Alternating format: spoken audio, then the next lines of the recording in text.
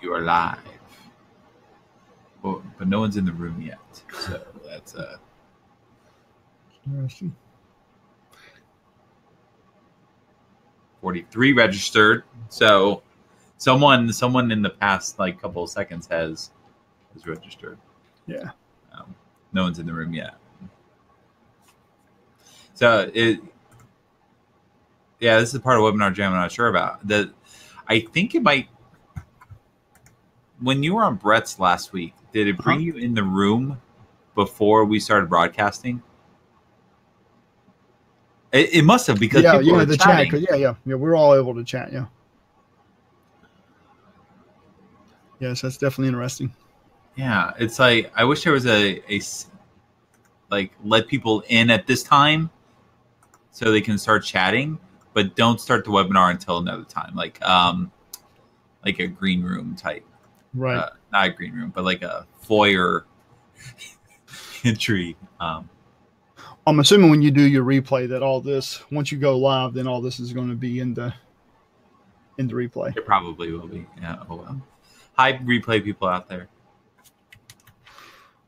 All right, we have Mr. Allen is in our chat. I know Alan. Hi, Alan. Oh, Alan. All right. Yeah, it's almost ready.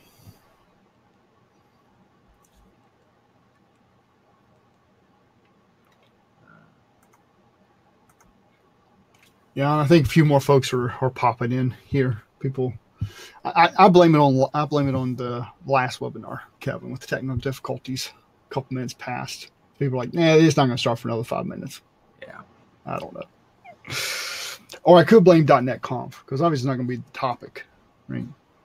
Well, it depends. A lot of people who come to this webinar might not be familiar with .NET Conf, or maybe. Of course, when we're doing HoloLens development, we'll definitely be using .NET. So yeah. All right. And we'll give it a couple minutes if people start jumping in here. I don't think we hit our peak. I don't think we hit our peak with most webinars until at least 5-10 minutes in. So where's the folks who are in chat? Where are you watching from? Where are you at? How many folks are in the U.S. versus other parts of the world? And where are you at in the U.S. if you are in the U.S.?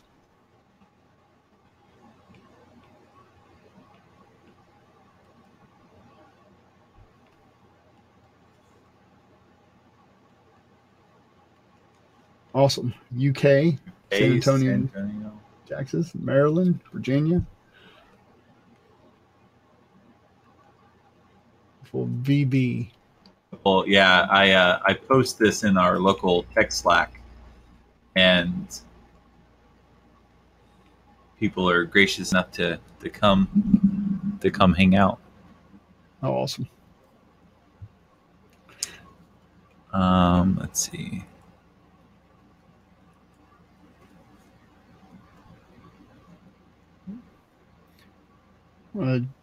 While we're getting started, I'm actually going to pull up a poll, I think, here, try to create one.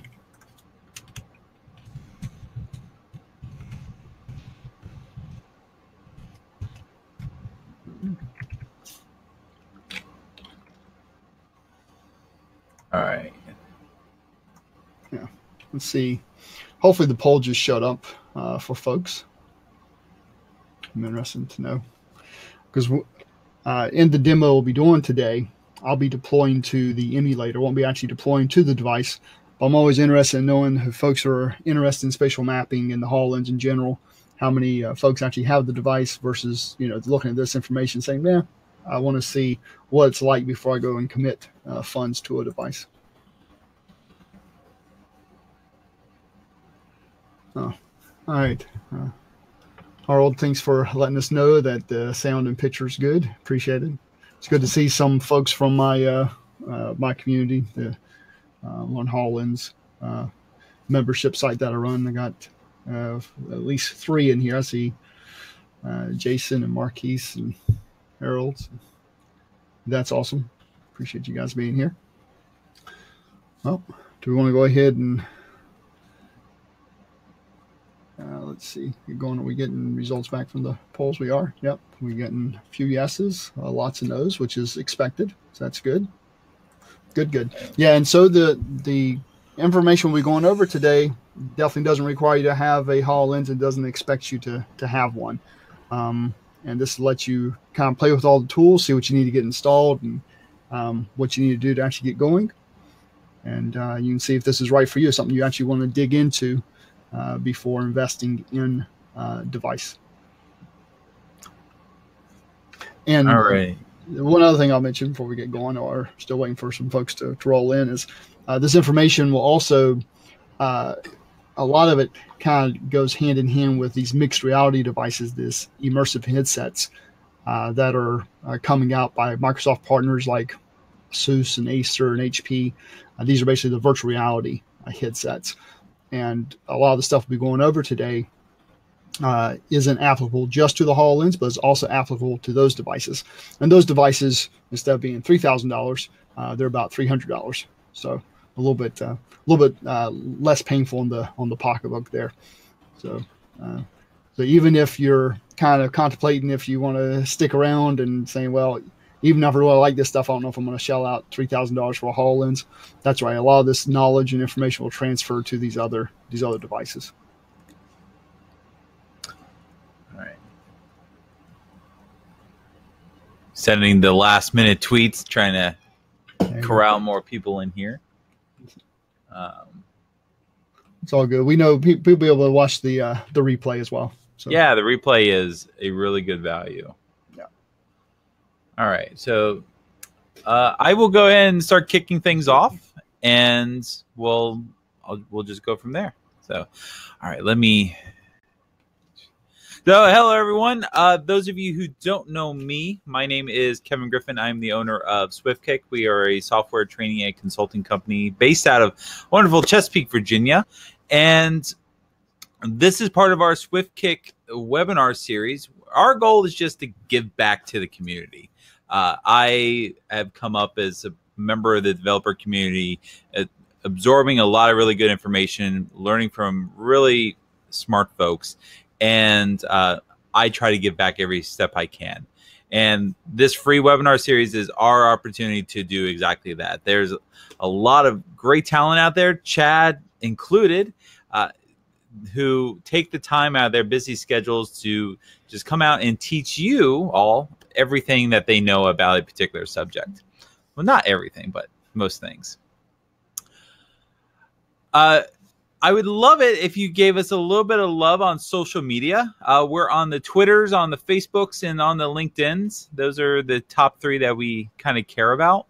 If you could just take a moment, give us a follow, maybe tell your friends that you're watching this really cool webinar. And in the future, give us a little bit of love whenever we promote our future upcoming webinars. We would greatly appreciate that. Our October is packed, and we're still finalizing some of the details. On October 4th, we're going to have Mr. Frank Lavinia.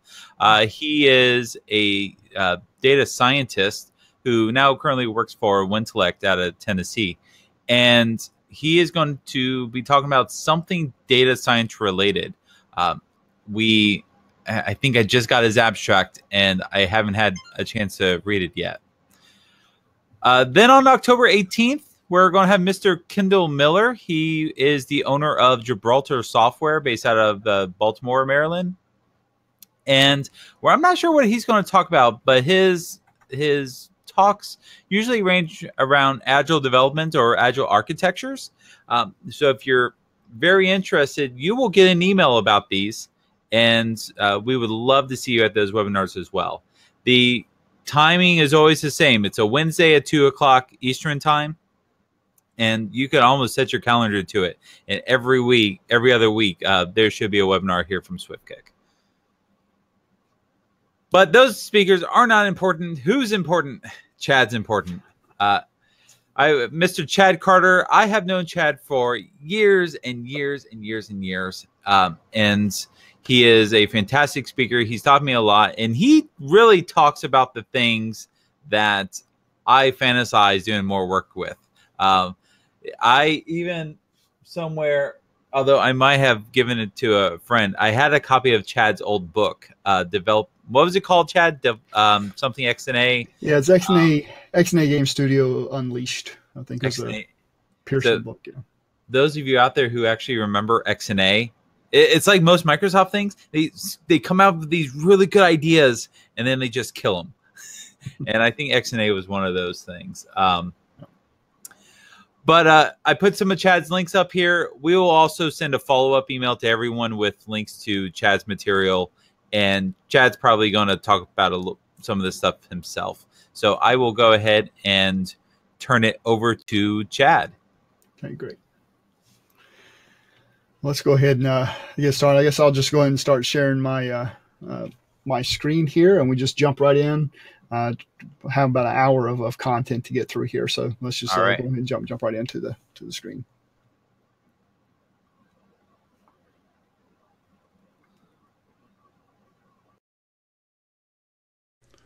All right, to get started, if you come to my blog, chadcar.net, or you can just go to chd.me and click on the Ultimate HoloLens resource list, there is how-tos, and in the how-tos, there's install the tools. Okay, and so here's the install the tools page, and this is what you want to check out to make sure you have everything you need to get started with HoloLens development. Main things you want to grab: Visual Studio 2017, and you can grab the Community Edition, which is free if you don't already have or use Visual Studio. You'll also want to grab the emulator. This lets you get going developing for the HoloLens even if you don't have a device. So that way you can see if HoloLens development is right for you before you spring the funds for the actual device. Next, you'll need Unity. It says 5.6 or 2017.1. If you already have a paid version of Unity 5 and you aren't using 2017, then 5.6 will work. However, I use 2017.1. And you can also use Vuforia. It's not actually required, but it is something that Vuforia is kind of an augmented reality kit, and they have a thing that works inside of Unity as well. So these are the tools that you want to get.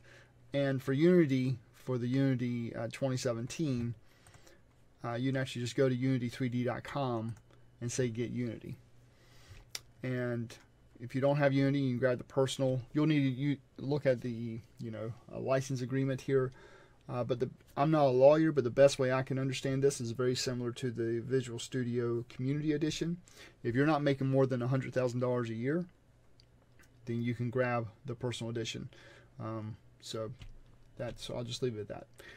So either way, if you don't have it, you say try personal and grab it.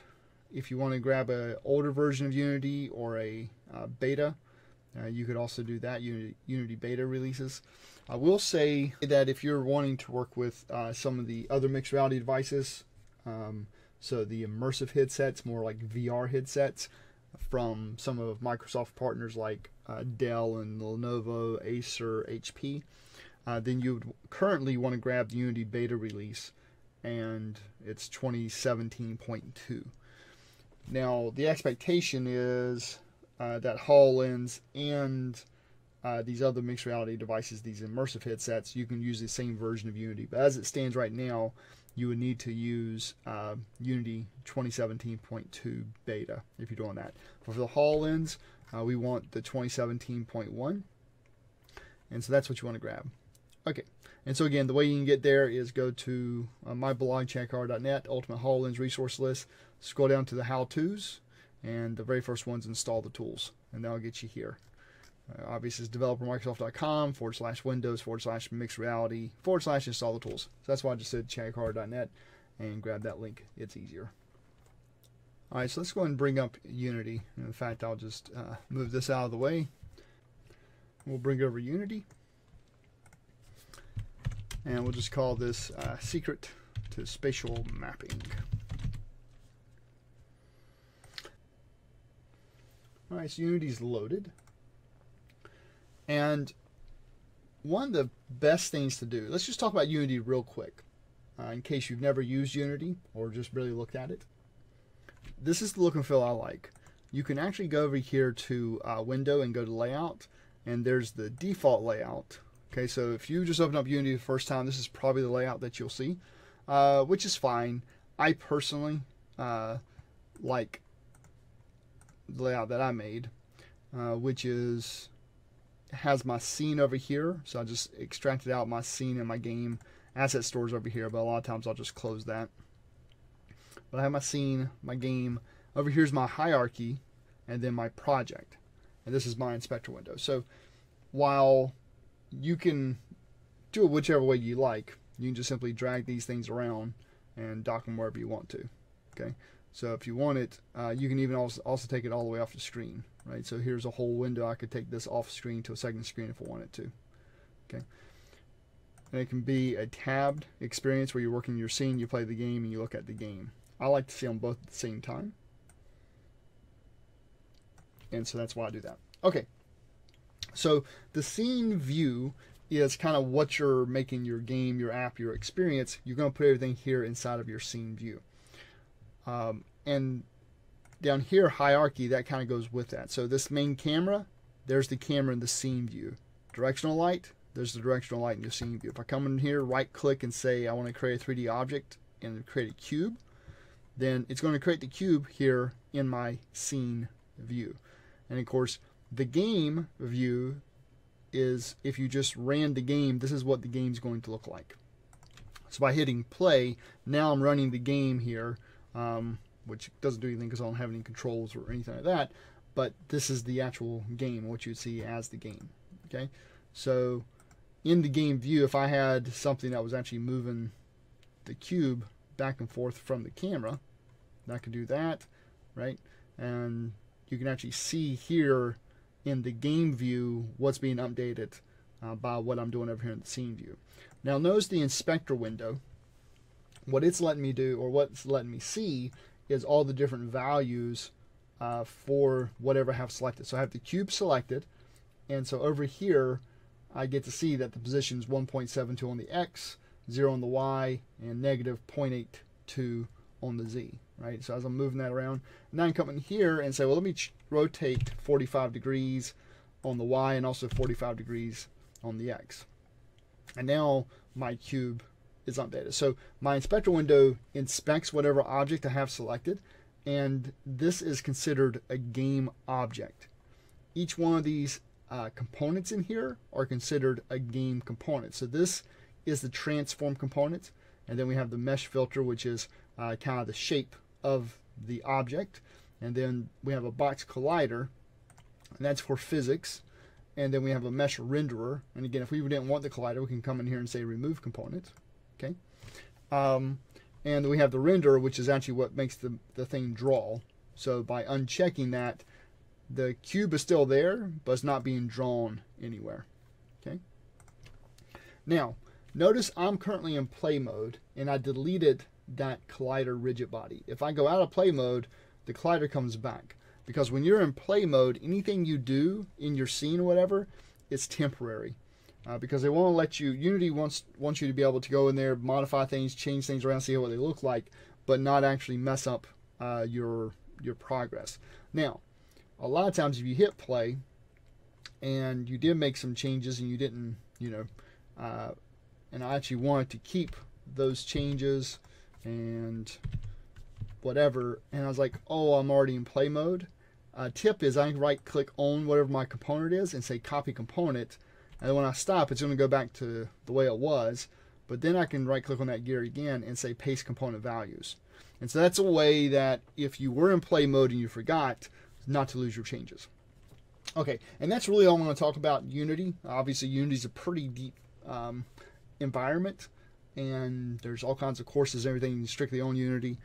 I have other demos and stuff I've done talking about Unity, but for now that should be enough to kind of get us started. Well, with that said, I mention about the project window, because we're going to be in the project window a lot. And this is really just a view of your folder.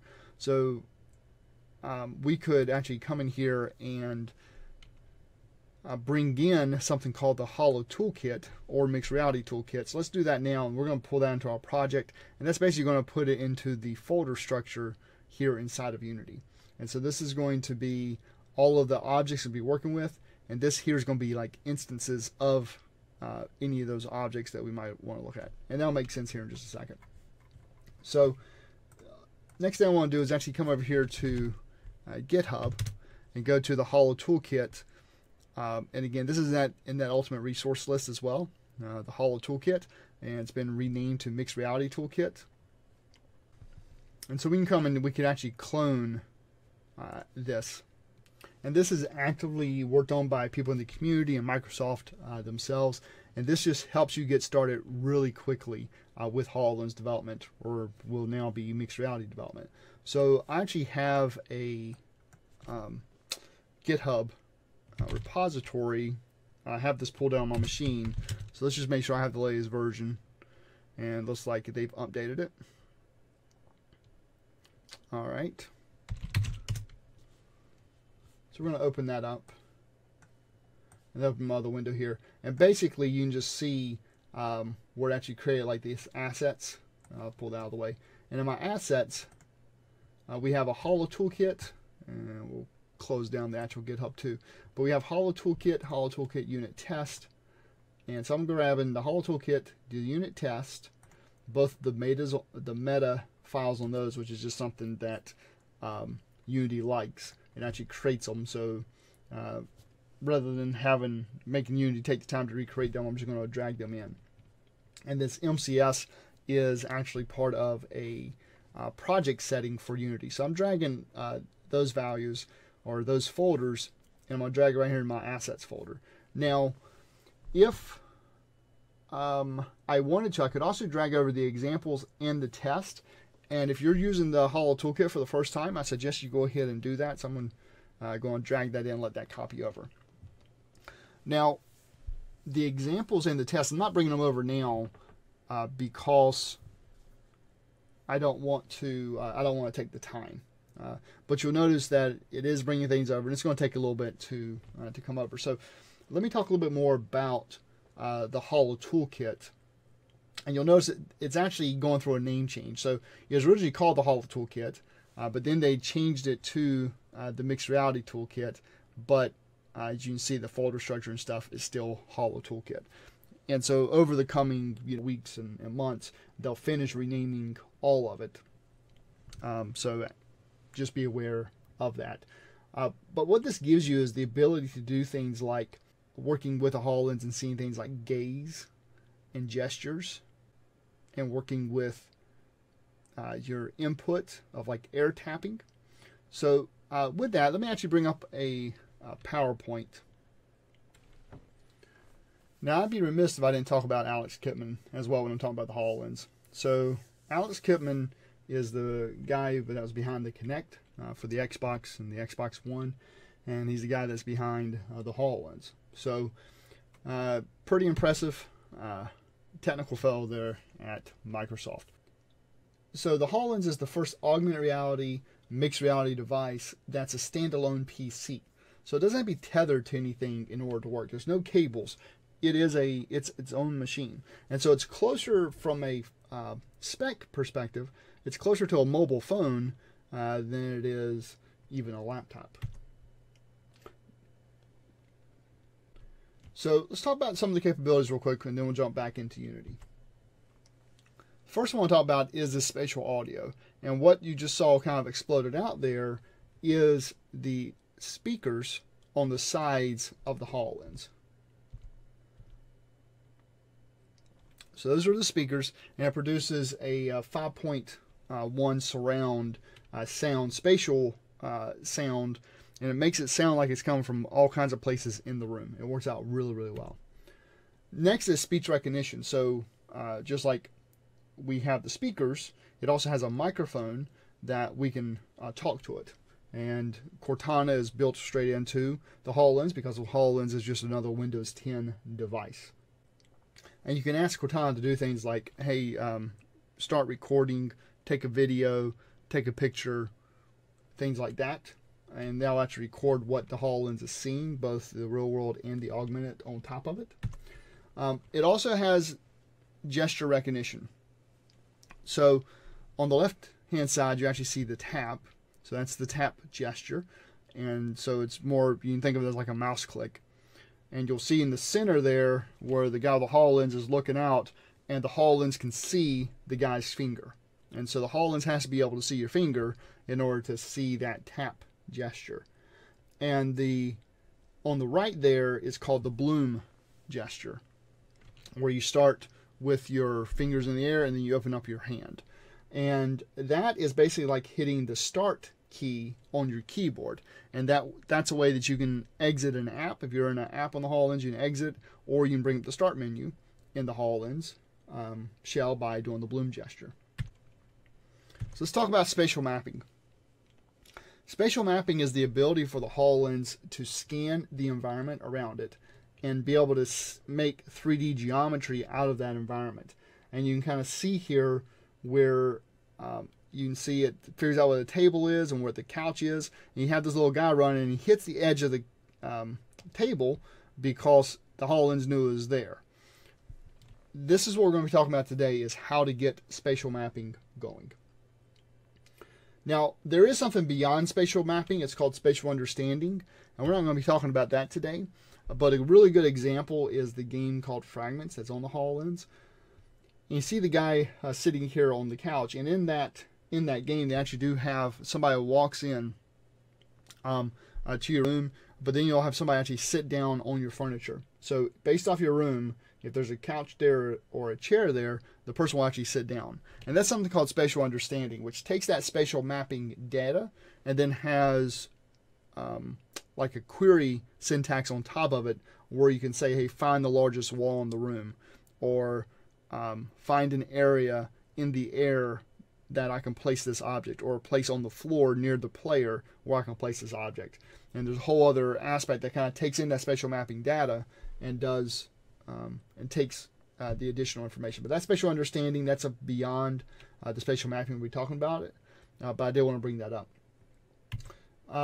The last capability I'm talking about is just the gaze, and you would think that this should be one of the first things to talk about, where the gaze again has to, like when you're doing the air tap gesture, it has to be within the gaze of the HoloLens.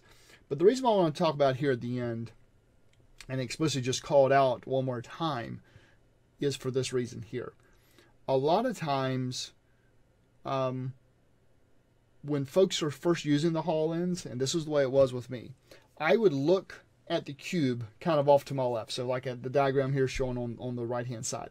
I would look at the cube on my left, and I would just kind of be looking at it out of the corner of my eye. My gaze wasn't actually focused on that. And then I'd take my finger and I'd try to tap on it. And my finger would actually be in between my face and the cube, and I would, kind of move my finger to the left as if I was tapping on that cube. But it wouldn't actually have any effect, because you can think of gaze as your mouse cursor. So as you're moving your gaze around, in the center of that gaze is basically going to be your mouse cursor. And when you click your mouse, or air tap, in this case on the HoloLens, you're tapping where that cursor's at. So if I'm just kind of looking out the corner of my eye at the cube, but my face isn't directly looking at the cube, where that cursor's not on the cube itself, then by me tapping it, or tapping, I'm not actually tapping the cube. I'm tapping whatever I'm looking at, which is probably somewhere to the right of the cube. So I just wanted to point that out. Okay, so let's exit PowerPoint, and we see the Holo Toolkit here as finished loading. Oh, looks like I did the wrong thing. I actually brought in test. I meant to bring in unit test.meta, and I brought in test. That's not a big deal. It's saying, hey, you brought in a meta file, but there's nothing here. So it generated a Holo Toolkit unit test meta for me. So that's fine. We'll just clear the console. And now that we have the Holo Toolkit, notice up here, it wasn't there before, but now we have this Holo Toolkit menu item.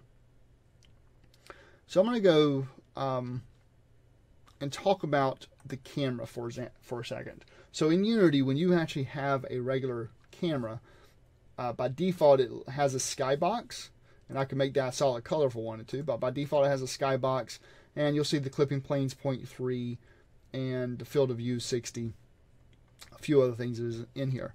I could actually come in here to the Holo Toolkit, say configure, and apply scene settings.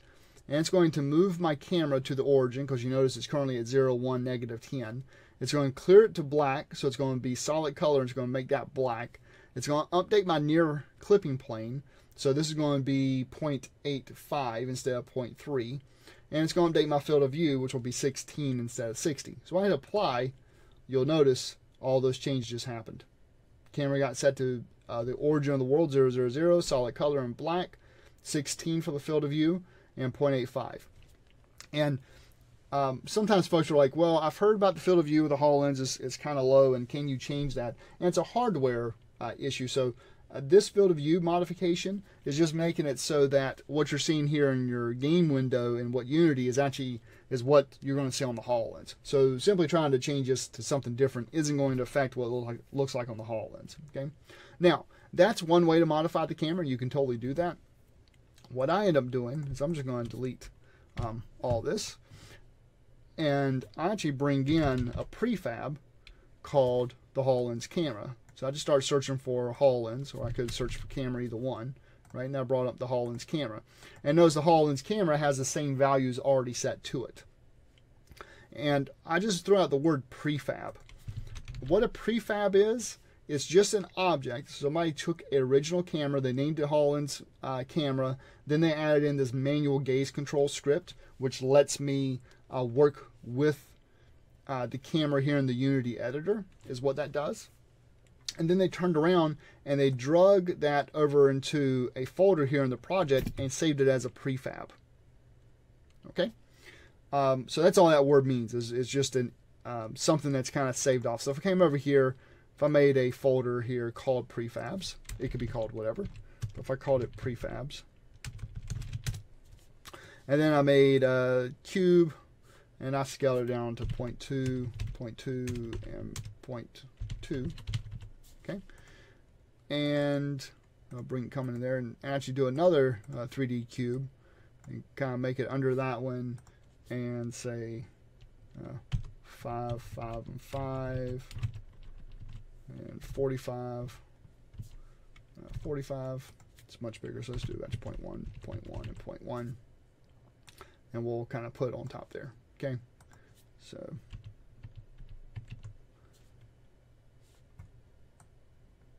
now I have this cube, and I can turn around and drag him into my prefabs, and then delete the cube, and I could bring in that cube multiple times if I wanted to, because he's just a prefab now. And I could use him on any other game object or anything else. So when I talk about prefab, it's just some object that you had here originally that you kind of saved off for reuse later. Okay, so it's just a Unity terminology there.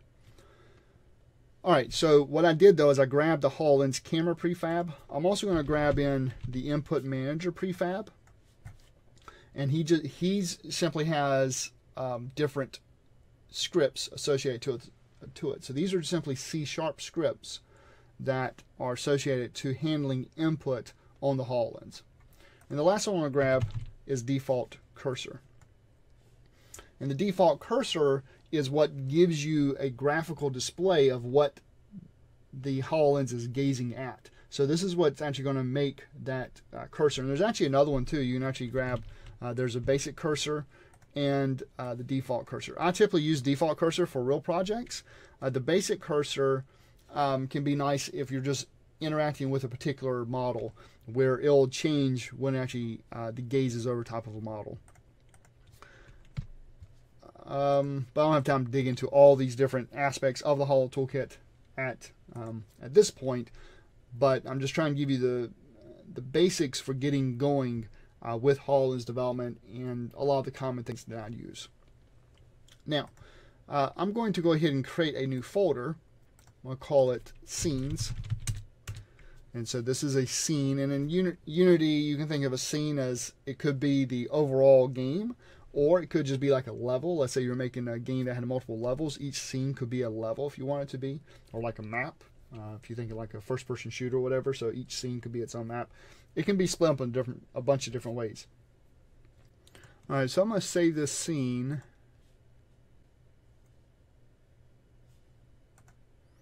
I'm going to save the scene as, I'm just calling it main. And now that I've done that, I'm going to go up here back to the Holo Toolkit and configure. And remember, we applied scene settings, but that really didn't. We kind of just deleted what it did, because remember, it just modified the camera that we had with the values. I went ahead and deleted that, and then turned around and used the prefab called HoloLens camera instead. But what we definitely want to do is say configure and apply project settings, because notice up here, this is a PC, Mac, and Linux build. What we really want to target is the Windows Store and UWP. We also want to make sure that we're enabling virtual reality and targeting the HoloLens device. We want to build for Direct 3D, and we want to set the quality to the fastest. So just to let you know what that's actually changing in the background, if we go to build settings here in Unity, typically you would add your open scenes to say this is the thing I'm going to build. And then you would change your platform. So in this case here, Universal Windows Platform, say switch platform, and that little Unity icon would switch from PC, Mac, and Linux to here. The target device could be any device or the HoloLens. Build type could be straight up XAML or Direct 3D. And if you're not trying to incorporate a XAML and Unity together, then just simply making Direct 3D will make the app faster. You could select a specific SDK if you wanted to, and you can also tell it to build, when it builds a project, to build a Unity C#. We'll talk about that in a little bit. But I just want to kind of show you by default what the settings are. So when we come here to Holo Toolkit and say configure and apply HoloLens project settings, we see these checkboxes that we can check. And we're not going to do any kind of sharing services, so I'm not going to check that right now. But we'll just hit apply, and what that's going to do is it's going to modify those build settings. And so that's done. It used to be that it required you to reload your project. Now it does not, which is kind of nice. But if we go here to build settings, you can see that the Unity icon moved from PC, Mac, and Linux. Is now Universal Windows Platform. Up here it changed to Universal Windows Platform. And again, HoloLens is target device, D3D, and so there it is. So that was that change, and that's important if you want to actually build out for the HoloLens. All right, so let's go ahead and create a sphere here. So I'm gonna right click and say 3D object, create a sphere, and you can actually create these a bunch of different ways. So up here in game object, you can create objects this way. And again, this isn't going to be a full-fledged Unity tutorial, but just take my word for it. This is a decent way to create a 3D object. So I'm gonna say 3D object, create sphere, and I'm just gonna call this a ball. And I'm going to scale this down to 0.2, 0.2, 0.2, just so it kind of fits in our real world decently. So you can almost think of 1 as being 1 meter, and I obviously don't want a big old massive 1 meter ball, so that's why I'm kind of scaling it down to 0.2. I'm also going to create a temporary plane here, so I'm going to say cube, and we'll just say this is going to be 10, 0.1, and 10, and we'll say minus 1.8. So we'll kind of have 1.8 as the floor because our camera is at 0, 0, 0, and so I'm saying, well, this floor here, I'll just rename it to floor. So up here in my inspector, I just type in floor, and now I have that saved there as that name. But I'm saying that it's negative 1.8 because 6 feet tall, which is kind of how tall I am with the HoloLens. If that's at 0, 0, 0, then the floor is going to be about 6 feet below that, or minus 1.8 meters. Okay. And again, you can play with those values; they don't have to be exact. But that's where that's going to be. And then the ball, I'm just going to put like 2 units in front of the camera, right? So I can pull back my camera here, and you can actually see this. And just so we're looking at something more than just a white ball here, let's create a new folder. And the folders doesn't matter. I mean, this could all just be in the root. But I'm going to make a new folder called material. And then I'm going to right click in here and say I want to create a new material. and my material, I'm just going to say blue. And up here I'm going to change the color of this to blue. So now that I've done that, I'm going to drag the material on top of our ball.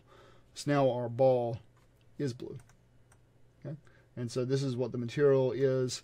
And you know, we can have textures or anything else with that material.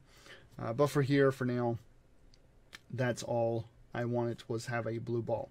Now, I could, we have a sphere collider already on here. So I can come in here and say add component, and I want to add in Rigidbody. And that's going to make this actually have physics, and it's going to have gravity. So when I play this, you'll see the ball is going to fall and it's going to hit the floor, right? And so just so you see over here in the scene menu again, I hit play, and it's going to fall, and it's going to hit the floor. Now, notice over here in my game view, of course, everything turned black because when we brought on the HoloLens camera, it made the background black. It cleared out the flags. That's what we're seeing. Now we're seeing these hands here because of the input manager. So the input manager allows me to pretend like I'm doing a gaze and lifting up my left hand. So if I hold down my left shift key, you'll notice this guy's going to turn blue. Right? When he turns blue, my default cursor goes from a circle to a torus, right? So that guy there is now not a circle anymore, it's a torus. Now if I let go of my left shift, it's going to go back from a torus back to a circle. And that's what the default cursor does. So the default cursor, the input manager, and the HoloLens camera, this manual gaze control script, they all kind of work together so I can simulate the HoloLens environment here inside of Unity, which helps speed up the development times, obviously. But I can right click here in my game window, and as I move my mouse down, you'll notice over here the camera is starting to gaze down, and now I'm starting to see the floor, and continue to gaze down until I see the sphere in front of me, this ball. All right, so the idea is we are looking with the HoloLens. The HoloLens itself is our camera. I move my head down or tilted my head down, and now I'm seeing the ball in front of me. Okay, so that's kind of what we're going for here. Now I want to be able to reset this ball back to its original position. So just fall again when I have it, when I want it to do that. So I'm going to go in here to Assets, right click, create another folder. I'm going to call this Scripts. I'm going to create a C# script. So create C# script, and I'm just going to call it Reset Ball. So let's go and open this up, and this is going to open up Visual Studio. And again, I have Visual Studio 2017 installed here. And as Visual Studio is opening, notice that in our play, it says attached to Unity. Okay, so this is our option here, is attached to Unity. This is going to be important later when we actually try to deploy this to the emulator or even a device. Is it's going to make a totally different Visual Studio solution. Okay, so I just want to call that out here because a lot of times that causes confusion for folks. So let's go ahead and create the code that we need so that it'll reset the ball when we want it to. So you'll notice the very first thing on reset ball is it inherited from this mono behavior. This is a Unity base class, and a mono as in like the .NET, but the mono version of .NET is why they call it mono behavior. And by default it actually implements the start and the update that we could override here. And you'll notice that the start and the update are kind of a keyword color, and that's because I also have installed Visual Studio for Unity. And so when you install Unity, this should automatically come, but if not, you can install that extension, Visual Studio for Unity. I don't actually want the start, the update. Start happens as soon as the object gets initialized, and update happens every single frame. Okay, I don't want either one of those. I'm just going to make my own function, and I'm going to call it reset position. Well, I'm doing more than reset position. I'm going to say reset transform.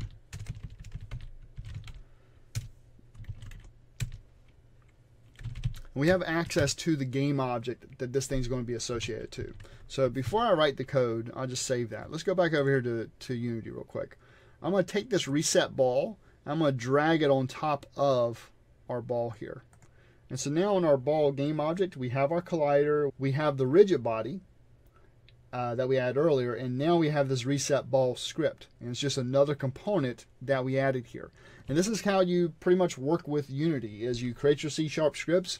They're individual components most of the time, and you apply the components to a particular game object. So the ball is the game object, has all these different components, including this reset ball script component. All right, since that's associated to that game object, I actually have access to this field called game object, that this mono behavior base class gives me access to. And I can grab that game object and then ask for its transform information. And that transform is this game component. And the transform game component is pretty much in every single game object. So you notice the HoloLens camera has a transform component. The input manager has a transform. Default cursor has a transform, as does ball, as does floor. In fact, I could come in here, right click, and say I want to create an empty game object, and it has a transform.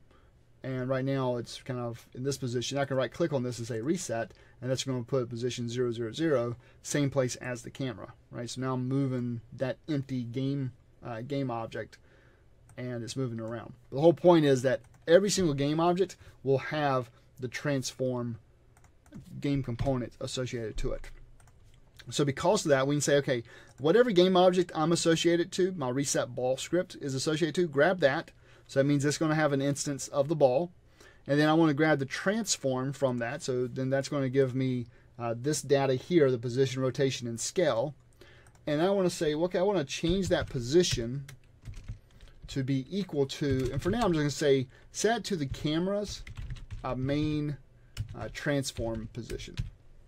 Okay, now this is a special class where it finds the main camera tag.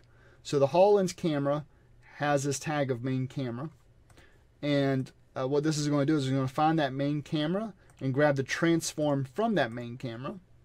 Okay, so 000, and I'm saying when I call this reset transform, set the position of my ball to the position of the camera. Okay, so if I did that, if I called that function right now, then this would get set from 002 to 000. Now if I do that, I'm not going to be able to see it. Okay, so I really want it to be at 002 right in front of my face, but 2 meters in front of me. Okay, so I could just say, well, we're going to say +2. That actually is not going to work. It's going to be a compile issue because this position is an actual vector 3. It has an X, Y, and a Z.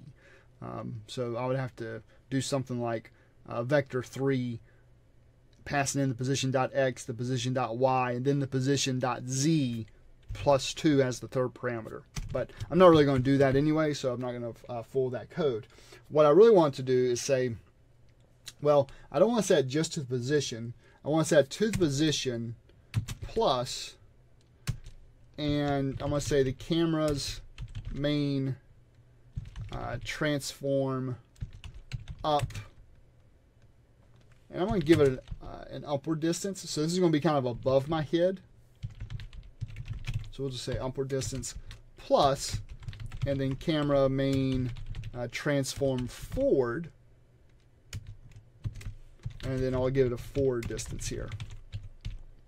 So what I'm saying is I want it to be, if upward distance was 0, then my y is going to be 0. Basically it's going to be, I want it set to 000 plus whatever my up is, which is y, plus whatever my forward is, which is z, multiplied by some distance. So up here I'm just going to create a couple of floats. So I'm going to say float forward distance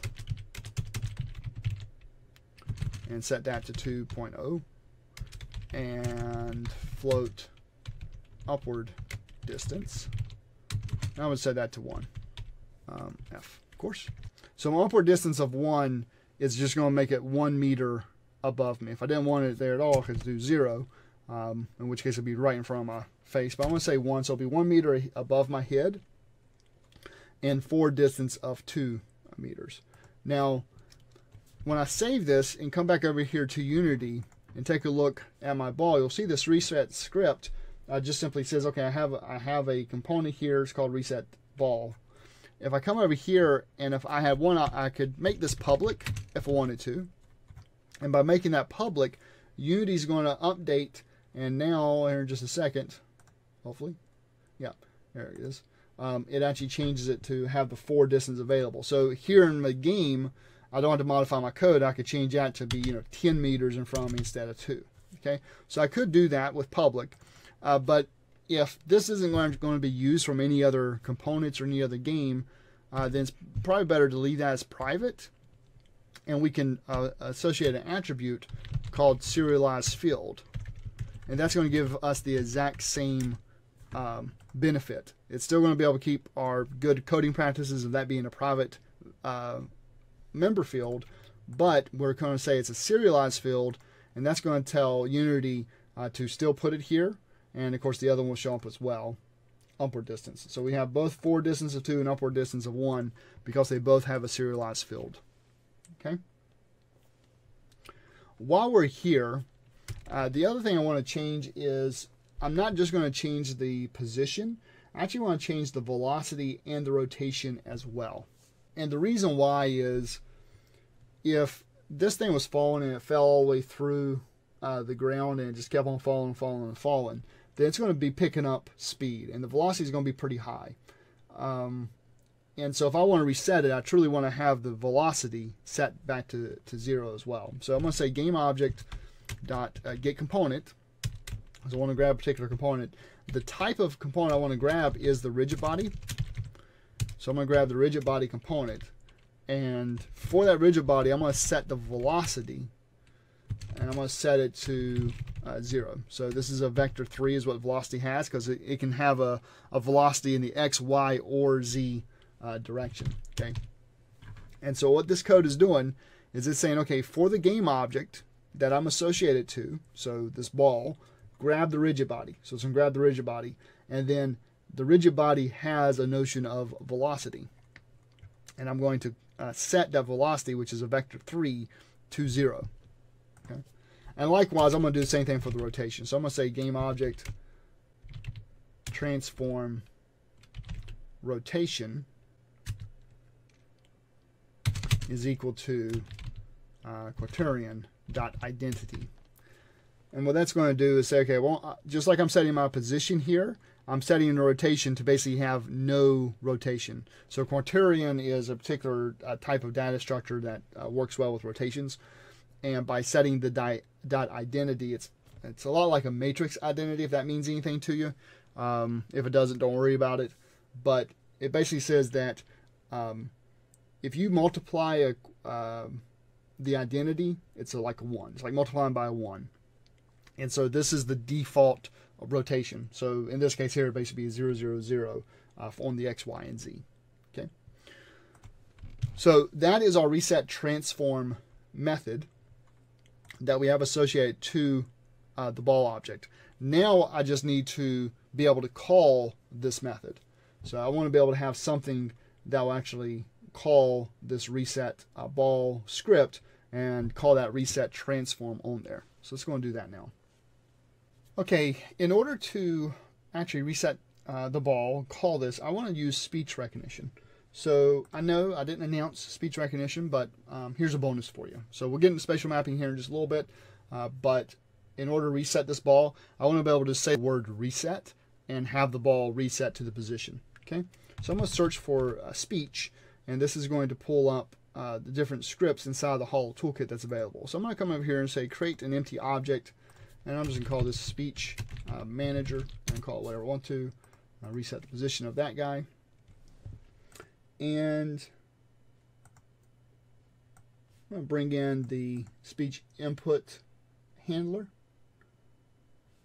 and I'm going to bring in the speech input source. And for my source, in fact, I'm going to close out I'm going to delete the input handler for now. So I'm going to say remove component for that. And here in my input source, I just want to add a keyword, and I'm going to say the keyword's reset. and my key shortcut is something I can do while I'm debugging here in Unity. So I'm going to just say spacebar. So I've hit the spacebar. This would be like me saying the word reset on the HoloLens. Okay, and then we'll actually drag in the input handler, and the input handler. Now that I've actually created the source, now my handler, I can hit plus, and what keyword do I want? It's going to pull down this drop down to reset. That's because I put it up here in the source. So I'm going to say yes. If I say the word reset or hit the spacebar key, then I want you to do something. Well, what do I want you to do here in my response? I'm going to hit this plus sign, and now it's saying, okay, runtime. I could do this in the editor runtime. I only want it to be when I'm playing the game. So runtime, I want to call some function, but the function I want to call is on my ball script. So I'm going to select this little circle here, which brings up my select object. I'm going to select the ball object here. And now that that's selected, this no function is available. And I want to come down here to my reset ball script. And then in my reset ball script, I have a bunch of things that are available because of that mono behavior base class. But the one that I created was that reset transform, right? So over here, we had the reset transform.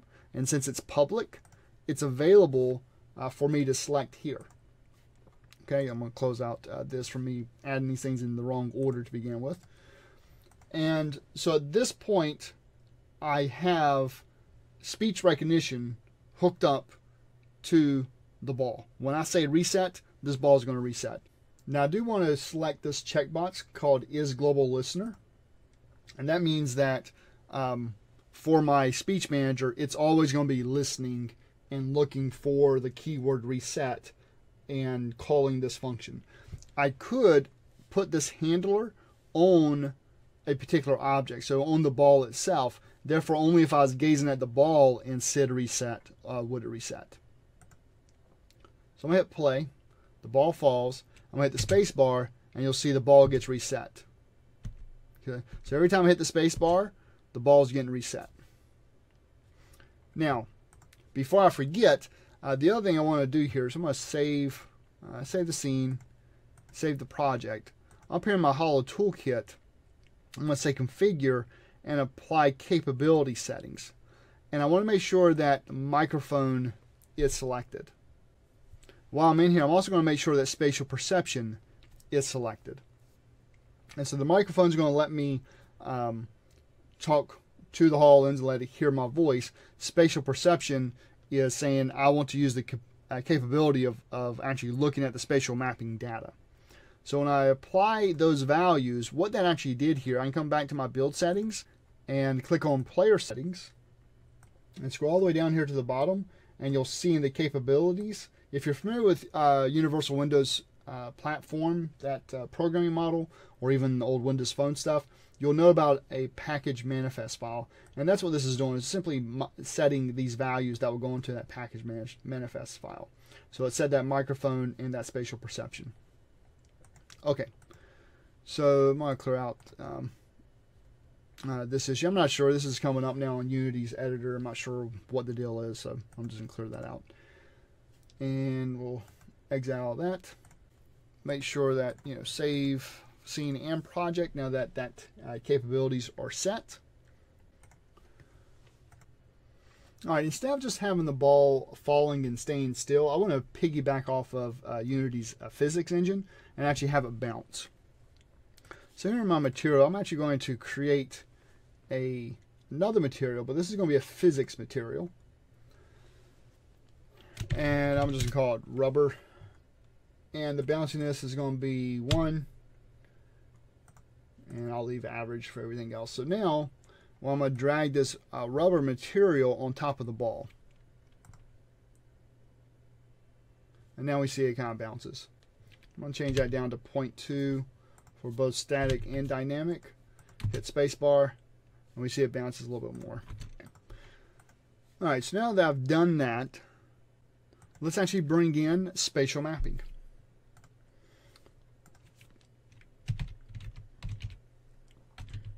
So I'm looking for spatial mapping, and there's a spatial mapping prefab. So I can just drag that into our scene here. All right, and you'll notice, I'm going to drag this up here with the rest of the prefabs. And you'll notice this has a spatial mapping observer script, a spatial mapping manager script, and it has this object surface observer script. Now, the object surface observer script only runs in the editor itself. And in fact, it's looking for a room model. Now, I don't currently have a room model in here, but there is one included in the Holo Toolkit itself. Now, if I come in here to Holo Toolkit test, go to Spatial Mapping, and under prefabs, you see there's this fake spatial mapping prefab I could bring in. Under meshes, I actually have the fake spatial mapping mesh and a medium room mesh and an SR mesh. So I'm actually going to bring in the SR mesh for this. SR mesh doesn't really work with the spatial understanding stuff. So you might want to bring in medium room with home furniture if you're going to be doing stuff with spatial understanding. But for this for now, I was able to bring in the SR mesh. Let's go back over to my spatial mapping. I'm going to drag the SR mesh over on top of my room model game object. Okay, and you'll notice that the spatial mapping manager says it wants to start the observer, which is it asking the HoloLens to, hey, what's the spatial mapping data look like? What's the spatial mapping data look like? And you could make it so it doesn't automatically start that and call it through code. But for now, we just want to let that start automatically. And it's going to start drawing the mesh data. And it's going to use this material. So just like we had our material of blue here, there's a wireframe material. And you'll notice that when I brought in the SR mesh, it actually created a materials folder, and it brought in that default material there. So we go back to our spatial mapping. Again, it's using this wireframe. We could assign any particular material to that if we wanted to. For now, I'm going to leave it as wireframe. So let's talk about the spatial mapping observer script itself. So this is asking about the triangles per cubic meter, and it's set to 500. And so you can think about this as how granular the triangles are, how close together they are, how many there are. And so 500 is pretty good. If you wanted a better defined mesh, you could bump that up to like 1200. But of course, that's going to be using more processing power on the HoloLens. And so depending on what you're after, I would typically suggest you start with the default of 500. And this is how many seconds between updates. And right now it's 3.5. So every 3.5 seconds, the code's going to be updated with all the spatial mapping data has changed. And so you can modify that to something different if you wanted to, for example, 2. And then this is, the extent is in meters. How big of an area are we looking at? And so this is just a 10 by 10 by 10 area that we're actually looking at. And we'll just leave the origin alone because that's just the origin of the actual volume that we're looking through. Okay, so if I hit play now, you'll notice that we're starting to see some triangles here. And this is our actual spatial mapping data. And underneath the data, or kind of right here you can actually see our floor and our balls down there. Okay, but here's our spatial mapping data, and I'm just moving my ASWD keys to kind of move around more like a first-person shooter. And I'm walking around this environment. Okay, so I'm going to stop playing that. I'm actually going to delete my floor, and I'm going to hit play, and you'll notice the ball just fell outside of the world. Okay, but I'm going to come here and just kind of go about right there, and I'm going to say reset. And by hitting that, by hitting the space bar here, we can see it's actually having the ball bounce inside of the spatial mapping room here. So I can walk around a room and basically be saying reset and seeing the ball bounce off of different things. Okay.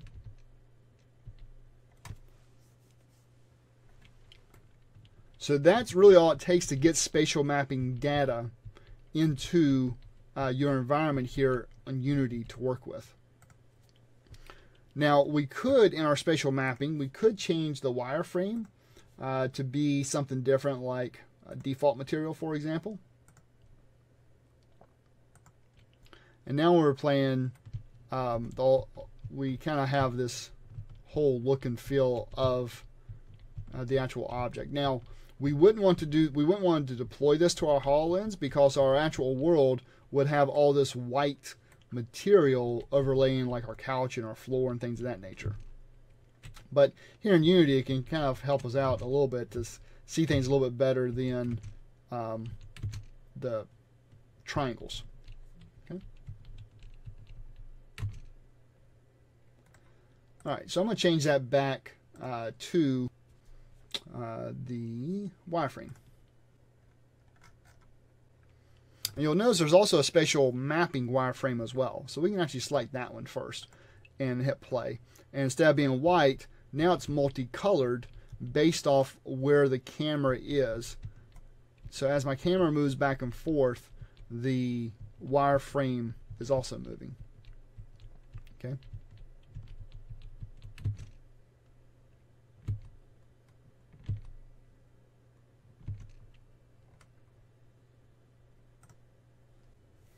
All right, let's go ahead and actually deploy this out to the emulator. So I'm going to save the scene, save the project, go to our build settings. We've already opened up our scene of main.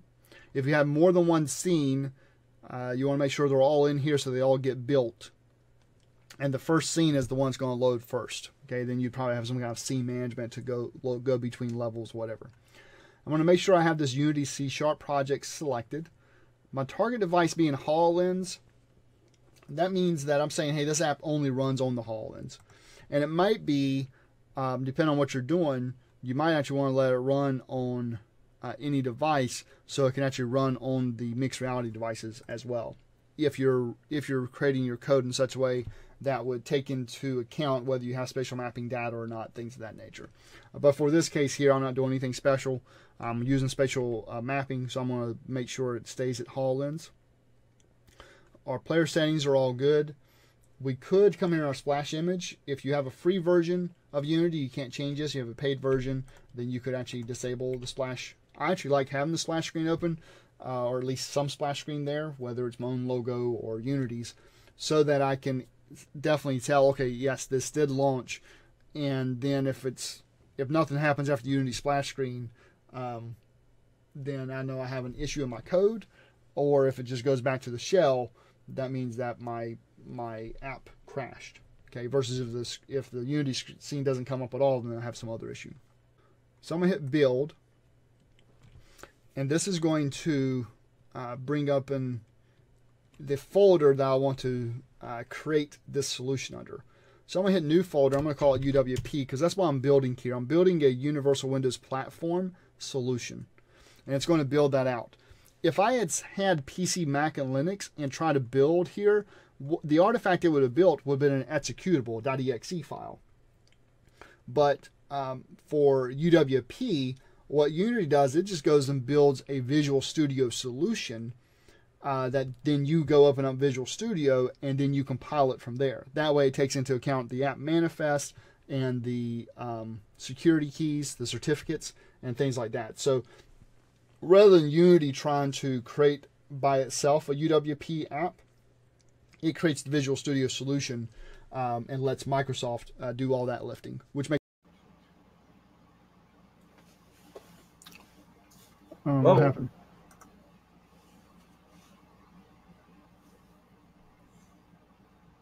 All right. Chad, we're having a technical difficulty there.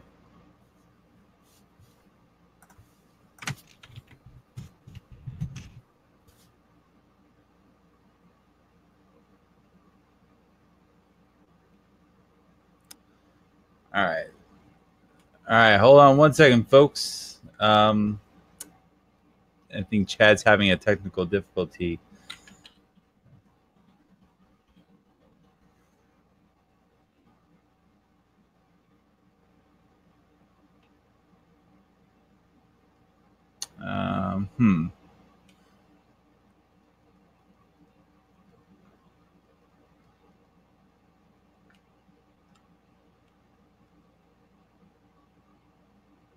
All right, sorry about that, folks. I'm trying to get in contact with Chad and see what happened to his video.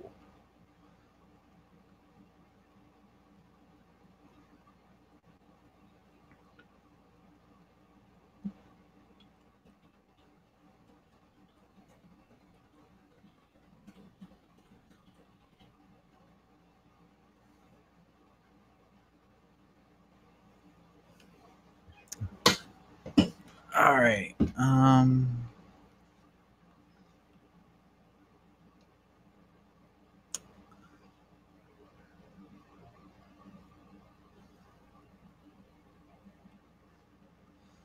Let's see.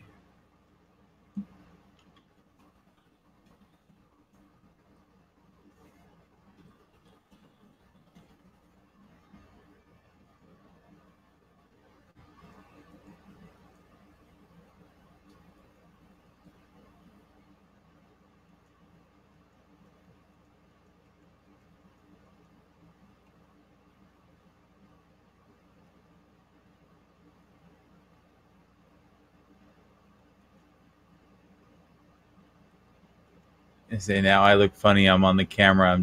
I'm staring at a Slack channel I'm in Chad with, and with Chad, I'm asking him what's going on. Let's see if we can get Chad back.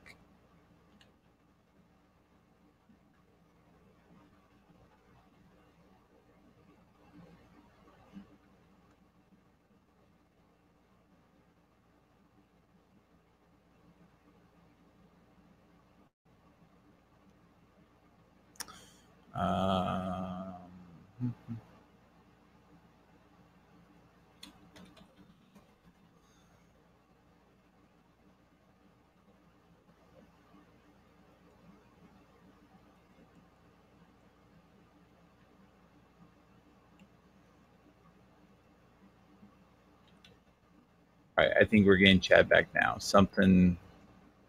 All right.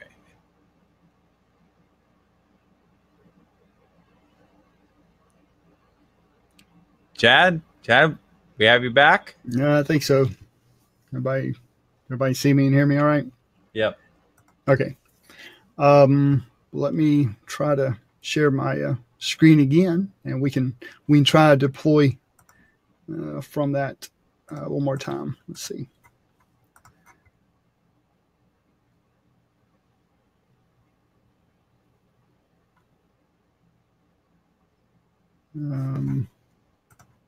Not sure if it's not sharing again here, Kevin. Let's see what's going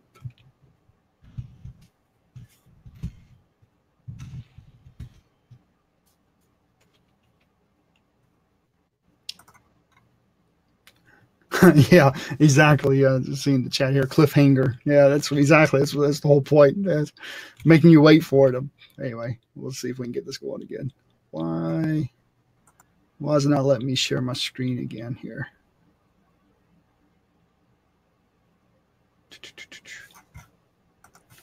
All right, here we go. Let's try that.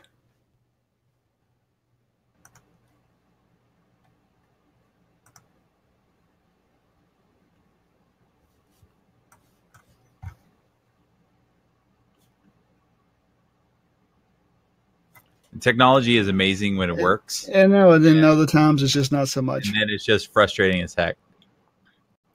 Right now, it's like showing, for whatever reason, it's showing a bunch of different screens instead of the right one. So let's just see. All right. Let's see how this works here. Worked the first time perfectly, yeah. Right? So here we go. Let's try this. Let's see. What are... Hey, something's happening. All right. But hey. It's not the right one. Let's try screen 2. It's not just showing... It's like the screen's on here for whatever. I'm not sure what's happened that's wigged out, and that's not the right one either. I don't believe. So let's try my third screen. See if this one's right. Hey, I think so. Okay, so we're back. Apologize for that, but everybody should be able to see Unity here. You're not sharing. You're not seeing the screen? Yeah, not seeing the screen. You're not sharing anything. Yeah. It says I am now. I wonder why this I'm not sure what happened here that caused all the issues. So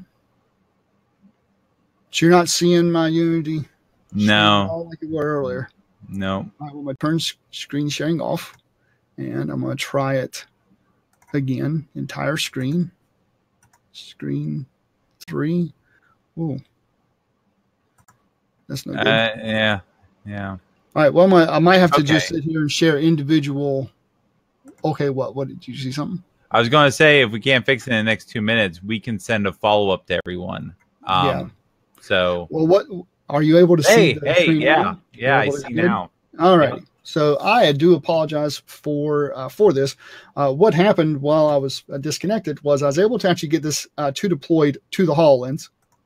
And so before I realized what happened, so I went to the build settings, just as a recap here, went to the build settings, hit build. And when I hit that build, it started making this, and I'll hit stop here.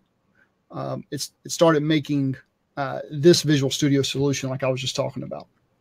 Now, once it came in, once I opened up this Visual Studio, I had to change it from, let's see, it was sitting on ARM originally, and I think it was sitting on probably device, yeah. And so I just simply changed it to x86, not 64, let's try that again, x86, because the HoloLens is a 32-bit device. And then if you've installed the HoloLens emulator, it's going to be in your list. If you're trying to deploy to the device itself, to the HoloLens, you have two options. One is you can hook it up via USB and plug it in USB and actually hit play on the device, and that will deploy to the device. If you want to do it via Wi-Fi, you just say remote machine. And when you do that, it's going to ask you for, I've already done this, so I need to actually hit cancel on that. And it will ask you for, maybe bring up properties here. I think this will do it. Yeah, because I did this off camera. Didn't realize I was off camera, that we weren't connected. So, but usually what happens is it comes up with the IP address. You just type in your IP address. When you first select remote machine, it will ask you for your IP address. And there's a way you get to it from here, and I just forget what that is at the moment. I thought it was properties, but either way, it doesn't matter. It's just you type in the IP address if you want to deploy via Wi-Fi. But if you want USB, you plug in USB via device. And again, the HoloLens emulator is what we want to do. So I hit play, and it actually built it. And well, that's interesting. I wonder if that's my problem. I bet you, for whatever reason, Webinar Jam doesn't like my emulator or something, because now I got this kind of crazy thing going here. So I have all this white background. Usually this is a nice, something nice you can see. Those, it's just a nice black border here. But I'm going to go over here because I've already deployed it, because I hit that play. And instead of waiting for that again, since we just lost some time, I'm going to actually go ahead and select the secret spatial mapping demo. Come on. Let's try it again. And select. Okay.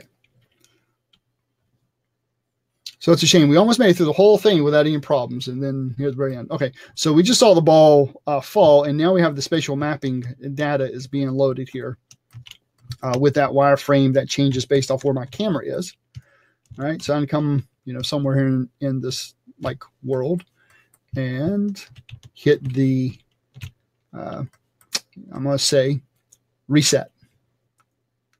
And the ball just fell, and it's like rolling around. So I'm going to hit, I'm going to say it again, so maybe it'll fall on the couch. Reset. And we see the ball bouncing there. Move a little bit closer to the couch. Reset. There it is bouncing. So again, this can actually work on in the real world using the real device, and actually you have your ball fall onto your couch, onto your floor, and bounce around. One last time. Reset. All right, there it is. And it's actually on the couch. Yay. Okay, so let me go ahead and stop sharing the screen, because this really was it. So I was like right here at the end. And we will turn off the screen share, turn back on the webcam. And there we go. So that is that is the presentation. Let me jump into chat. Maybe you have some questions queued up here as well. Looks like I see a couple. So it looks like these are the two in there. So yeah, so I'm seeing like, hey, where did everything go? So apologize for that. I think Webinar Jam had an issue when the emulator kicked off or something. I'm not sure. All right, but the question here is the mixed reality toolkit still going to be for HoloLens? And yes, it is. So the Holo Toolkit. Oh, I see Dwight answered that as well. So thank you, Dwight. Dwight's a fellow MVP, Microsoft MVP, who's big into C++ and DirectX, does things with the HoloLens. So appreciate you being here, Dwight, if you're still around. But yeah, so the mixed reality toolkit is definitely for both these immersive headsets and the HoloLens itself. What you need to be aware of right now, as I mentioned at the very beginning when we were looking at the links, and I said if you want to grab Unity, you will need to grab the beta version of 2017.2 to get to work with the immersive headsets. And if you're trying to just get things deployed right now on the HoloLens in 2017.1, or you can use Unity 5.6. But here's the thing about the mixed reality toolkit, or it was called the Holo Toolkit, is right now there's two branches. You have the master branch and you have a development branch. And the current development branch is for your immersive mixed reality devices. So if you're trying to kind of do some of the code we did today for the immersive headsets, then you want to make sure you grab that dev branch from GitHub. The other thing I'll mention is this, and I don't think I mentioned it a little bit ago. So I was expecting for these immersive headsets originally, I was expecting for them to also have this notion of spatial mapping, not from the standpoint that it would map your actual physical room, but that it would kind of map the virtual room you're in. So my expectation was, so like, for example, I have it's a Holo Paintball app that I created. It was actually a Unity tutorial that was out there, and I took it and then modified it to work with the HoloLens and then release that source code. And so that's available on my resource list that we showed earlier. But you can go to chadcar.net and grab that source code. But the way that works is I gaze at the wall and I can kind of, tap with my finger, and it shoots a paintball and it splatters across my real world wall. And I'd say like auto or automatic, and just anywhere I gaze, it just shoots a bunch of balls, kind of like an automatic paint gun. What I was expecting and hoping with the immersive headsets was that I'd be able to say, be in the virtual world, the cliff house, the cliffside house, for example, in that Microsoft has as the default location for these immersive headsets, and kind of load my app and then still be in that environment, the virtual environment, and be able to shoot my paintball and have it splat against the virtual world.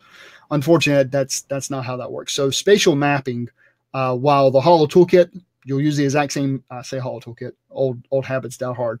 The mixed reality toolkit, while you'll use that for both HoloLens development and mixed reality development, there's certain things that the HoloLens has that mixed reality, the immersive headsets don't have. And spatial mapping, which we've been talking about all today, is one of those.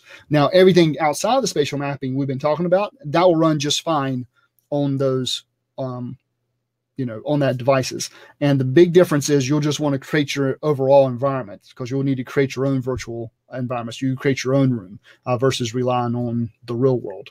So that little more involved answer than you're probably wanting there, but there you go. Next question. Make sure I'm not missing anything. I see it's another one from Alan here about spatial mapping preserved as a file. Is it preserved? Yep, perfect. So that's one I'm seeing. All right, so is spatial mapping preserved as a file that can be uploaded and stored and then later reused? And yeah, it can. So inside the Holo Toolkit that we brought in, again, that mixed reality toolkit, it was called the Holo Toolkit for over a year. So you'll have to forgive me when I say Holo Toolkit instead of mixed reality toolkit. But inside of there is a save spatial mapping example. And you can actually see how to save that spatial mapping data and then utilize that. But you can also use it with the debugging. So that's definitely a possibility. Okay. Any other questions? Arjun, good to see you here. You wish me luck. So the luck lasted for a while, but then at the end, we kind of lost it there. So yeah, just when it was getting good is right when, yeah. So again, I do apologize. I have no idea what happened there, but I think we're good. Unfortunately, we were able to just see me hit play on the emulator, but that's about the only thing that we missed there once I realized that I was no longer streaming to you guys. Let's see. Did the hour run up another quarter in the meter? That's awesome. It was totally on purpose and cliffhanger. I like it. All right, but I'm assuming people are able to see now. Is there any other questions before we wrap up? Because no, we're kind of a little bit long now at 3:23 Eastern time. Appreciate you all sticking around. I know we were. I think we had pretty steady going here until people trying to refresh to see if the problem was their end. It wasn't. It was obviously on my end, so I apologize. But any other questions before hand it back to? Okay. Well, while in case something else comes in, I will just mention this. If this interests you, if you liked learning about the HoloLens and stuff, and you think you might want to dig into it a little bit deeper, I do have a membership site that I run. It's called learnhololens.com. And because I was doing this webinar, I've actually opened up enrollment to that. Usually the doors are closed. They were opened, I think it was back in June, or maybe it was early July. I forget now. But either way, it's been a few months. And I decided to open up again, and the door's going to be open until Sunday. So if you are interested in this, and the HoloLens development side in particular, then feel free to sign up, check it out, and and if you decide that's not right for you, then it's all good. I give you your money back. But so far, all my members, everybody seems to like it, seems to enjoy it. So if you enjoyed the webinar today, I go into deep dives into all the different topics. So earlier on, I was talking about the gaze and the gesture and the spatial mapping, kind of the cursor we did here. But I have a couple of master classes on spatial understanding even. So again, asking like what's the largest wall in the room, and place these objects here and there and wherever. So lots of classes, like 13 at this point, because the membership's been running for about a year now. So Marcus. Hey, thanks for being here, Marcus. I noticed there's Marcus and let's see, Harold and Stevan and Jason. There's quite a few members who are actually part of the membership who was here today. So I appreciate your guys' support. Appreciate you being here. And Dwight, yeah, man, I appreciate you stepping in, answering questions before I got to them. So I appreciate you doing that. Also, there is a mixed reality session going on, 6 p.m. on Eastern. Okay, excellent. So in case you didn't see the chat there from Dwight, so I didn't know about that, so I'll be checking that out myself. So I appreciate that, Dwight. .NET Conf is definitely something that we're kind of competing with right now, which is cool. Didn't know about .NET Conf, or kind of forgot about when we set this up. But yeah, so definitely check that out. So it's .NET Conf, all spelled out, .org. Is that right? What's the URL for that? .NET makes sense. It's .NETconf.net, because of course it's going to be .NET, right? That's or .com. That works too. Oh, .com does work too. Okay, but .NET Conf and .net definitely works, and .com I'll trust Kevin and say .com works too. I tried .com and just worked. Okay, so awesome, excellent. Well, is there awesome? There's anything else? That's good. So either everybody's asleep or I did a good job explaining what it was to begin with. So definitely appreciate everybody sticking around. And Kevin, I'll relinquish back to you, my friend. Yeah, definitely. Thank you, Chad, for hanging out with us. Sorry, I'm no idea what happened there. We were almost to the end, and it's like boom, everything blows up. Yeah. I'm going to send an email out to everyone here in the next couple of days with some resources that Chad's going to provide to me. You should get an email in about 24 hours with the replay link. So if you want to watch this all over again, you can. And if you have any questions, just feel free to reach out to either of us. And if you watch the replay, or if you're watching the replay, anything you write in the chat during the replay gets emailed to me. and I can forward that on to Chad. And Chad will probably follow up on his YouTube channel, on his or on his HoloLens site. So you can, again, if you decide to grab the source code or anything on that resource list on chadcar.net or chd.me, either ones will get you the same spot. And you have any questions, by all means, shoot me an email, or any of the videos I do on YouTube. I do a lot of videos on YouTube at least once a week. And most of the time on HoloLens, one I did today, I released them on Wednesdays, and the one I did today was more like going down memory lane, talking about the .NET framework, really because of .NET Conf. But any of the videos I do, if you have any questions on that, by all means, put a comment in there, ask your question, or give me feedback, and I'll be happy to respond to you. Cool. All right, everyone. Well, enjoy the rest of your Wednesday, and we'll see you all back in about 2 weeks. Thanks so much. Thanks, Francisco, Henry, and Alan. Appreciate you guys sticking around. Appreciate the thanks there. So thank you for the thank you. And going off air.